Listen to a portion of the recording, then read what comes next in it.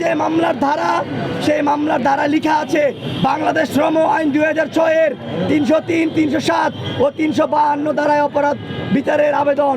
এবং আমার উপরে আনিত অভিযোগ ছিল প্রতিষ্ঠানের রেজিস্ট্রেশন লাইসেন্স গ্রহণ করার সময় ছিল না, একই সাথে শ্রমিকের কাজের সময়সূচি পরিদর্শন কর্তৃক অনুমোদিত না এবং যথাসময়ে প্রদর্শন করা নাই। সেই কারণে তারা আমাকে একটি মামলা দিয়েছিল, সেটা এখনো পর্যন্ত চলমান আছে এবং শেষের দিকে, নিষ্পত্তির দিকে।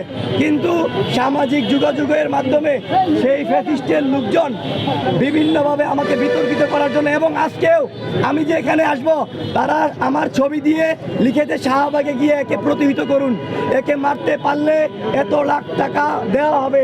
আমার ফোনে বেশ কিছু স্ক্রিনশট আছে, আমাকে প্রকাশ্যে গতকালকেও বিভিন্ন নাম্বার থেকে হুমকি দেওয়া হয়েছে। তো আমি বলতে চাই, আমি বলতে চাই আমাদের বিপ্লবীদের পাশে জনাব তারেক রহমান প্রধানমন্ত্রী, উনি যেন সবসময় বিপ্লবীদের পাশে দাঁড়ায়। একই সাথে যে সকল ফ্যাসিস্ট আছে তাদেরকে যেন খুব দ্রুত আইনের আওতায় নিয়ে আসে।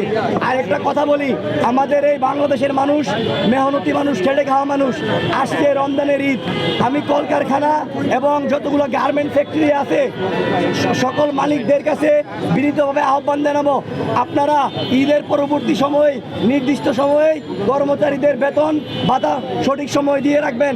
আরেকটি কথা আমরা বর্তমান প্রধানমন্ত্রীকে আমরা বলতে চাই, বর্তমানে দ্রব্যমূল্যের দাম অনেক বেশি।